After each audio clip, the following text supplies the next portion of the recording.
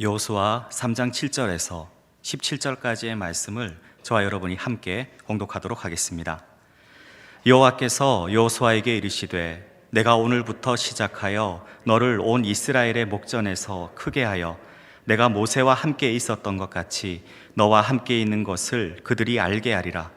너는 언약궤를 맨 제사장들에게 명령하여 이르기를 너희가 요단 물가에 이르거든 요단에 들어서라 하라. 여호수아가 이스라엘 자손에게 이르되 이리 와서 너희의 하나님 여호와의 말씀을 들으라 하고 또 말하되 살아계신 하나님이 너희 가운데에 계시사 가나안 족속과 헷 족속과 히위 족속과 브리스 족속과 기르가스 족속과 아모리 족속과 여부스 족속을 너희 앞에서 반드시 쫓아내실 줄을 이것으로써 너희가 알리라. 보라, 온 땅에 주의 언약궤가 너희 앞에서 요단을 건너가나니 이제 이스라엘 지파 중에서 각 지파 한 사람씩 12명을 택하라.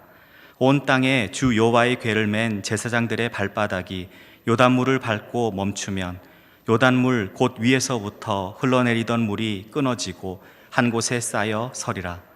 백성이 요단을 건너려고 자기들의 장막을 떠날 때에 제사장들은 언약궤를 메고 백성 앞에서 나아가니라. 요단이 곡식 거두는 시기에는 항상 언덕에 넘치더라.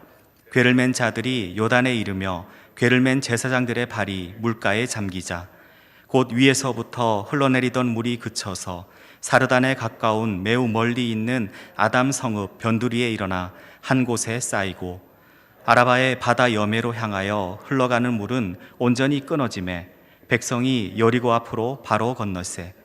여호와의 언약궤를 맨 제사장들은 요단 가운데 마른 땅에 굳게 섰고 그 모든 백성이 요단을 건너기를 마칠 때까지 모든 이스라엘은 그 마른 땅으로 건너갔더라.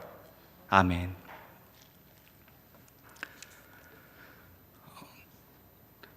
오늘의 본문에서 이스라엘은 요단강 앞에 섰습니다.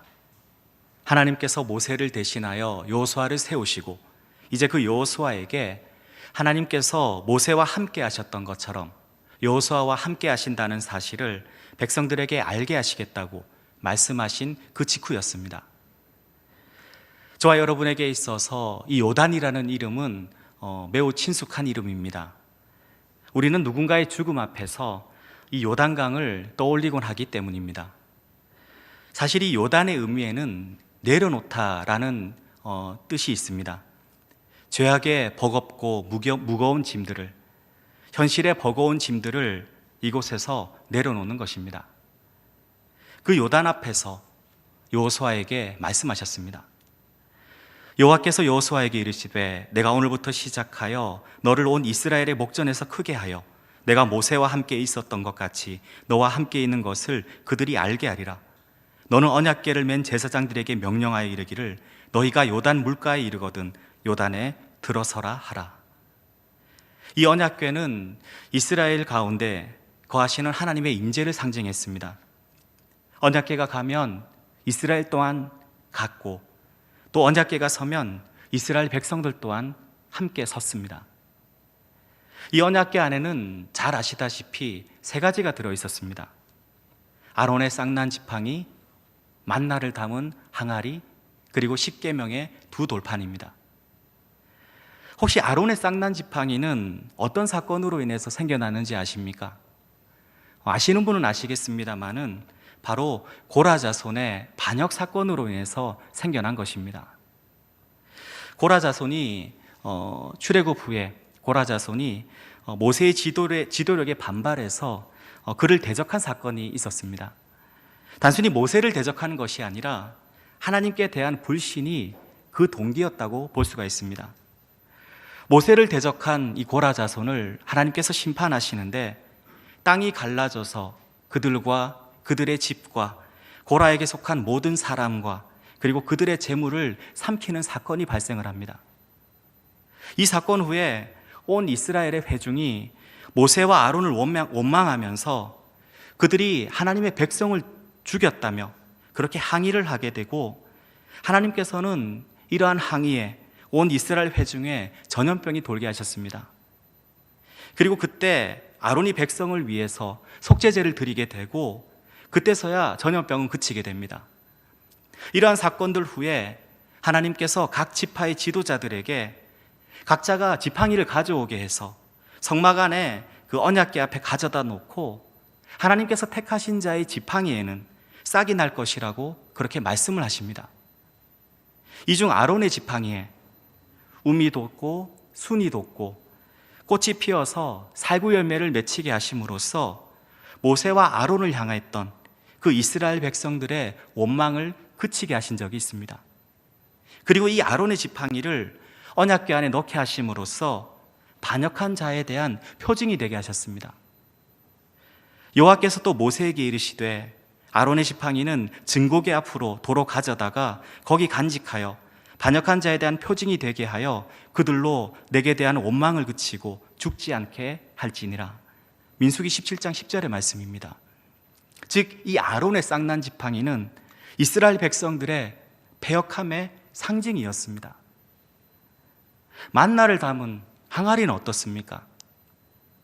이것은 하나님의 전능하심, 기적을 의미했습니다. 하지만 이 만나는 단순히 하나님이 이스라엘 백성의 그 허기를 채워주시기 위해서만 내려주신 것이 아니었습니다. 이스라엘 백성들이 출애굽 후에 모세와 아론에게 이 광야로 우리를 인도하여 내어서 이 온 회중이 줄여 죽게 한다고 그렇게 원망을 했었고, 그때 하나님께서 이 이스라엘 백성들에게 내려주신 것이 바로 만나였습니다. 만나를 주었더니 이제는 고기가 먹고 싶다고 해서 메추라기를 내려주셨습니다. 그런데도 백성들은 끊임없이 하나님을 원망하고 모세와 아론을 원망하게 됩니다. 모세가 광야의 40년 기간에 대해서 신명기 8장에서 이런 말을 합니다. 내 하나님 여호와께서 이 40년 동안에 내게 광야 길을 걷게 하신 것을 기억하라. 이는 너를 낮추시며 너를 시험하사 내 마음이 어떠한지 그 명령을 지키는지 지키지 않는지 알려 하심이라. 너를 낮추시며 너를 줄이게 하시며 또 너도 알지 못하며 내 조상들도 알지 못하던 만나를 내게 먹이신 것은 사람이 떡으로만 사는 것이 아니요 여호와 입에서 나오는 모든 말씀으로 사는 줄을 내가 알게 하려 하심이라. 즉 하나님께서 내려주셨던 만나의 기적은 하나님이 그들을 책임져 주시겠다는 것을 의미했습니다. 그들이 모르던 어떤 것들을 통해서라도 창조주 하나님의 손으로 그들을 먹이시고 인도해 가심을 의미했습니다. 하지만 먹는 문제가 해결됨에도 이스라엘 백성들은 하나님을 온전히 따르지를 못했고 그분을 잘 알지도 못했습니다. 하나님의 백성은 먹는 것이 아니라 여호와의 입에서 나오는 모든 말씀으로 살아야 함을 몰랐던 겁니다. 십계명도 마찬가지입니다. 이 언약궤 안에 들어있는 십계명은 잘 아시다시피 두 번째 돌판이었습니다. 첫 번째 돌판은 모세가 하나님께 십계명을 받으러 간 사이에 이스라엘 백성들이 아론으로 하여금 금송아지를 만들게 해서 이것이 우리를 애굽에서 인도하여 낸 신이라 여호와로라 라고 얘기를 하면서 축제를 벌이게 되는데, 이것을 본 모세가 화가 나서 하나님께서 주신 돌판을 던져서 깨뜨려 버립니다. 그리고 다시 받아온 두 번째 돌판이 언약궤 안에 들어 있었습니다. 성도 여러분, 언약궤 안에 들어있는 것들의 공통점을 혹시 아시겠습니까? 이것들의 상징이 인간이 본질적으로 죄인임을 알려주고 있습니다. 인간의 완악함을, 인간의 연약함을, 인간의 죄된 본성임을 알려주고 있습니다. 하나님은 이스라엘을 택하시고 부르시고 인도해 가셨지만 이스라엘은 끊임없이 하나님께 불순종하고 원망하고 우상을 섬겨갔습니다. 이러한 인간의 죄된 본성을 고발하는 증거들이 바로 이 언약궤 안에 있었던 겁니다. 대제사장은 1년에 한 번씩 하나님의 지성소에 들어가서 제물로 잡은 어린 양의 피를 이 언약궤 위에 부었습니다. 인간의 죄된 본성을 경계하는 이 세 가지를 담고 있는 언약궤에 어린 양의 피를 통해서 하나님의 자비와 용서와 긍휼이 선포되었습니다. 그래서 언약궤의 천장 부분을 은혜가 베풀어지는 자리, 즉 시은자라고 했으며 언약궤가 있는 곳이 하나님의 임재를 상징하는 곳이 되었던 겁니다. 오늘의 본문 속에서 하나님께서는 이 언약궤를 맨 제사장들에게 여호수아를 통해서 명령을 하셨습니다. 요단에 들어서라. 언약궤를 메고 요단에 들어가는 이스라엘의 모습이 단순히 언약궤가 먼저 들어간다는 그러한 의미이겠습니까? 내려놓음을 상징하는 요단에 하나님의 언약궤가 들어섭니다. 인간의 죄된 본성을 품고 있지만 하나님의 자비와 긍휼을 선포하는 언약궤가 들어섭니다. 지금 이스라엘은 언약궤를 뒤따르고 있습니다. 모든 옛사람을 내려놓고 불순종하던 옛 습관을 내려놓고 하나님의 자녀요 백성으로서 이 요단에 들어서게 됩니다. 요단을 건너가는 언약궤의 모습 속에서 이스라엘은 종이었던 그들을 출애굽시키셨던 여호와 하나님을, 이 말씀 앞에선 저와 여러분에게는 우리의 죄를 대속하기 위해서 유월절 어린 양으로 오신 예수 그리스도를 떠올리게 합니다. 내려놓음과 죽음을 상징하는 이 요단 앞에서 요단을 건너가는 언약궤를 통해서 가나안의 7 족속을 반드시 쫓아내실 줄을 이것으로써 너희가 알리라 라고 말씀하시는 그 하나님의 언약이 세례 요한을 통해서 요단 강가에서 죽음과 부활을 상징하는 세례를 받으시고 십자가에서 죽으심으로 부활하심으로 인류의 죄를 대속하신 예수 그리스도의 새 언약이 선포됨을 보게 됩니다. 성경은 요단을 건너갈 때 기적이 있을 것임을 말씀했습니다. 11절에서 13절입니다. 보라, 온 땅에 주의 언약궤가 너희 앞에서 요단을 건너가나니 이제 이스라엘 지파 중에서 각 지파에 한 사람씩 12명을 택하라.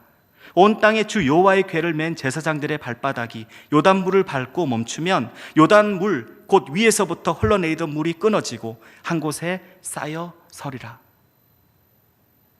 언약궤가 요단을 건너가며 일어날 기적들은 어린 양의 죽음으로써 우리에게 베풀어 주시는 간섭과 계획이 이제는 끝나는 것이 아니라 우리 속에 있는 옛 사람의 그림자와 가나안의 원주민까지도 모두 몰아내 주시겠다는 하나님의 약속의 표징이었습니다. 그리고 이러한 하나님의 약속에 이스라엘 백성들은 믿음으로 나아가야만 합니다. 하지만 이것은 단순히 어떤 인간의 행위나 믿음에 초점을 두고 있지는 않습니다. 왜냐하면 여기서 물이 끊어지고 한 곳에 쌓여 서리라는 것은 이스라엘의 믿음이 아니라 하나님의 약속에 의한 것이기 때문입니다. 여기서 사용된 끊어지다라는 단어 또한 하나님과 인간 사이에 구속의 역사의 차원에서 언약이 맺어질 때 사용되는 단어였습니다. 실제로 홍해를 건너는 것이나 요단을 건너는 것이나 인간으로 힘으로는 건널 수 없는 불가능의 문제입니다. 물이 끊어져야, 갈라져야 모두가 건널 수 있기 때문이었습니다. 우리는 제사장들이 요단물에 발을 내디뎠다는 사실에 집중을 합니다마는 사실은 언약궤에 집중을 해야 한다고 생각을 합니다. 하나님의 약속 가운데 제사장들이 메었던 어린 양의 죽음을 상징하는 그 언약궤가 요단으로 들어갔기에 요단물이 끊어졌다고 저는 그렇게 생각을 합니다. 성도 여러분, 우리가 신앙생활을 할 때 외적으로 나타나는 행위에 집중한 나머지 얼마나 열심을 내고 헌신을 했느냐에 대해서 이야기를 하곤 합니다. 물론 직접적으로는 아니라고 할지라도 내심으로는 이러한 것들에 생각하곤 합니다. 분명 신앙생활 중에서 외적인 부분은 너무나도 중요한 것입니다. 정말 중요한 것입니다. 우리는 예배와 기도, 그리고 헌금과 봉사의 삶을 제대로 살아가지 않는 분들을 향해서 성숙한 신앙인이라고 절대 이야기하지 않습니다. 오늘날과 같이 바쁘고 분주하며 개인적인 일상을 추구하려는 그런 시대 흐름 가운데 주일을 성수하고 예배와 섬김에 헌신 열심을 내고 물질과 시간으로 섬기는 분들이 얼마나 귀중한 분들인지 모릅니다. 가면 갈수록 교회에 헌신하는 분들이 사라져가고 있지 않습니까? 하지만 그럼에도 이것이 전부라면 성경은 하나님을 중심을 보시는 분이라고 말씀하지 않을 것입니다. 신앙인의 삶에는 예수 그리스도가 나타나야만 합니다. 예수 그리스도만이 내가 살 수 있는 유일한 길이요, 나의 모든 것 되심이 저와 여러분의 내면뿐만 아니라 우리를 아는 모든 이들 앞에서도 고백되어져야만 합니다. 비록 내가 오늘도 죄악 가운데, 죄악 속에서 일그러진 모습으로 하루를 살았지만, 하지만 그냥 그러한 모습들에 좌절하며 포기해버리는 것이 아니라 수백 번, 수천 번이라고 할지라도 주님의 긍휼과 자비를 구하며 그 보혈의 피를 의지하여 끊임없이 생명의 주인이신 주님 앞에 엎드리며 오늘을 살아내는 것. 비록 피투성이라고 할지라도 살아내는 것. 이것이 신앙인의 인내와 연단의 모습이지 않겠습니까? 사실 성경이 말하는 거룩이나 성결이나 성화는 단 한 번도 우리의 행위의 차원에서 쓰여진 적이 없습니다. 그래서 대제사장 아론은 언약궤 앞에서 어린 양의 피를 뿌리며 백성의 죄를 속죄함으로써 정결함을, 거룩함을 선포할 수가 있었습니다. 이것이 어떤 행위의 차원에서 인정되는 것이 아니었기 때문입니다. 저와 여러분 또한 예수 그리스도의 그 보혈의 피로서 이러한 구속함의 은혜 가운데 있습니다. 우리의 힘으로는 거룩할 수 없지만, 정결할 수 없지만, 우리가 우리의 모든 죄를 대속하신 예수 그리스도로 말미암아서 의롭다 칭함받은 존재임을 성경이 말씀을 하고 있습니다. 우리의 공로로는 의롭다 칭함을 받을 수 없다고 말입니다. 보혈의 공로를 의지한다는 것, 바로 우리 죄를 하나님 앞에 아뢰므로써 그분께 회개함으로써 그분의 죄사함을 누리는 것입니다. 그리고 그때만이 우리는 하나님의 은혜의 보좌 앞으로, 그분의 시은자 앞으로 온전히 나아갈 수 있게 됩니다. 우리가 읽지는 않았습니다마는 여호수아서 3장 5절의 말씀에도 이러한 내용이 나옵니다. 여호수아가 또 백성에게 이르되 너희는 자신을 성결하게 하라. 여호와께서 내일 너희 가운데에 기이한 일들을 행하시리라. 여기서 성결하라는 말이 바로 회개하라는 말입니다. 성경은 하나님의 백성이 회개함으로써 하나님의 은혜의 보좌 앞으로 나아갈 때에 인간의 힘으로는 이룰 수 없는 그런 기적을 보게 될 것을 말씀합니다. 그 내용이 저와 여러분이 읽었던 14절에서 17절의 말씀입니다. 14절에서 17절의 말씀을 함께 봉독하도록 하겠습니다. 백성이 요단을 건너려고 자기들의 장막을 떠날 때에 제사장들은 언약궤를 메고 백성 앞에서 나아가니라. 요단이 곡식 거두는 시기에는 항상 언덕에 넘치더라. 궤를 맨 자들이 요단에 이르며 궤를 맨 제사장들의 발이 물가에 잠기자 곧 위에서부터 흘러내리던 물이 그쳐서 사르단에 가까운 매우 멀리 있는 아담 성읍 변두리에 일어나 한 곳에 쌓이고 아라바의 바다 여매로 향하여 흘러가는 물은 온전히 끊어지매 백성이 여리고 앞으로 바로 건넜세. 여호와의 언약궤를 맨 제사장들은 요단 가운데 마른 땅에 굳게 섰고 그 모든 백성이 요단을 건너기를 마칠 때까지 모든 이스라엘은 그 마른 땅으로 건너갔더라. 아멘. 성도 여러분, 방금 저와 여러분이 읽은 본문 가운데 몇 가지의 기적이 나타났는 줄 아십니까? 보통 강에 물이 갑작스럽게 빠지면 어떻습니까?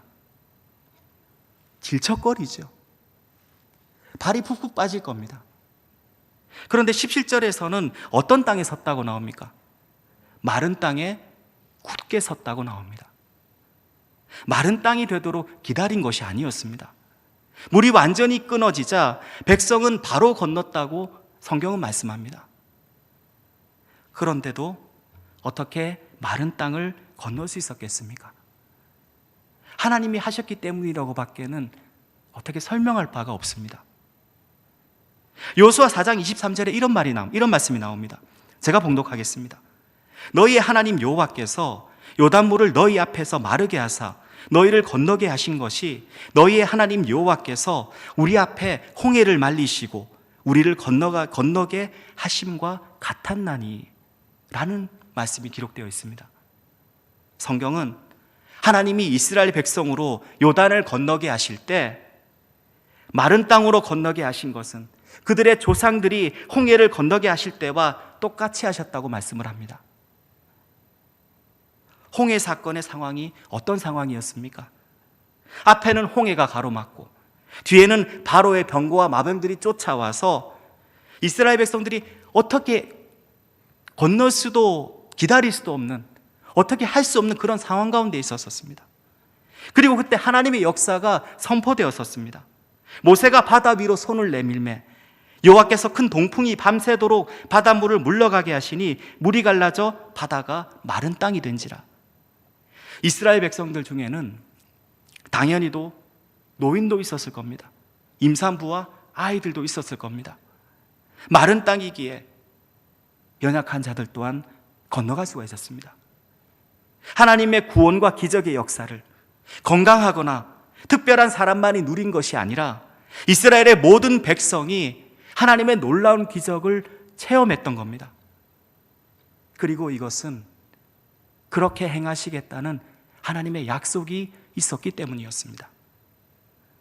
사랑하는 성도 여러분, 오늘의 본문 속에 이스라엘은 요단을 건너므로써 하나님께서 아브라함과 그의 후손들에게 약속하셨던 젖과 꿀이 흐르는 땅으로 들어가기 위한 발걸음이 되게 하셨습니다. 분명 그들 중에는 하나님의 인도하심을 확신하는 자도 있었겠지만 이제 가나안 땅에 7 족속과 싸워야 함에 두려움에 휩싸였던 자도 있었을 것입니다. 전쟁이 벌어지면 분명 수많은 사람들이 죽게 될 건데 그 사람이 자신이 되거나 자신의 가족이나 친구가 되면 어떡하나 하고 걱정하는 일도 있었을 것 같습니다. 그러한 그들이 인간의 이성을 넘어선 초자연적인 기적 앞에서 요단의 물이 끊어지고 마른 땅을 건너가면서 어떤 생각을 했겠습니까? 아, 하나님이 정말 살아계시구나. 조상들이 하나님의 구원을 경험했다는 얘기를 듣기는 했지만 정말 하나님이 살아계시구나. 이런 생각을, 이런 고백을 하지 않았겠습니까? 하나님께서는 가나안에 들어갈 하나님의 백성들에게 요단을 통해서 그들의 선조들이 경험했던 홍해를 건너게 하신 살아계신 하나님을 체험하게 하셨던 겁니다. 분명 오늘을 살아가는 저와 여러분에게는 하나님만이 해결하실 수 있는 그런 문제들이 있습니다. 저와 여러분이 믿음을 가지고 살아가지만 오랜 기도 제목들, 변함없이 예수를 믿지 않는 가족들, 가정의 불화,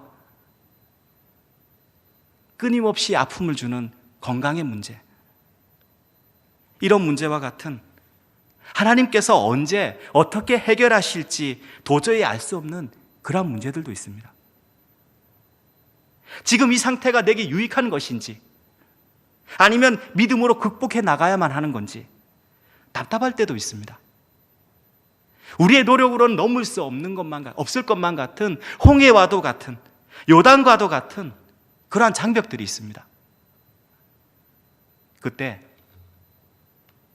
요단 앞에 섰던 이스라엘처럼, 홍해 앞에 섰던 이스라엘처럼 저와 여러분이 하나님의 말씀 앞에 설 수 있길 바랍니다.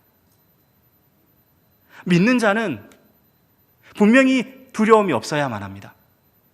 담대해야 하고 하나님을 마지막까지 신뢰해야만 합니다. 우리는 이것을 잘 알고 있습니다.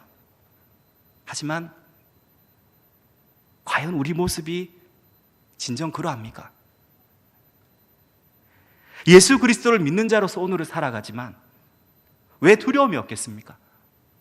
하나님을 믿지만 지금의 나를 넘어서는 그 장벽 앞에 왜 두려움이 없겠습니까? 본능과도 같은 두려움이 우리를 사로잡을 때가 왜 없겠습니까? 하지만 살아계신 하나님께서는 그런 우리를 그냥 내버려 두지 않으실 것임을 오늘의 본문을 통해서 말씀하고 계십니다. 우리로 하여금 살아계신 하나님을 체험하게 하심으로써 우리가 이곳에서 좌절하고 낙심한 채 머물러 있는 게 아니라 우리의 지금 이 앞으로 나아갈 수 있게 하실 거라는 그런 약속을 주셨습니다. 이것을 믿음으로써 저와 여러분이 오늘을 살아갔으면 좋겠습니다. 저와 여러분이 우리 아버지가 되시는 그 하나님을 바라보면서 우리의 믿음과 생각을 넘어선 살아계신 하나님의 역사하심을 구하고 그분의 약속을 기다릴 수 있기를 바랍니다.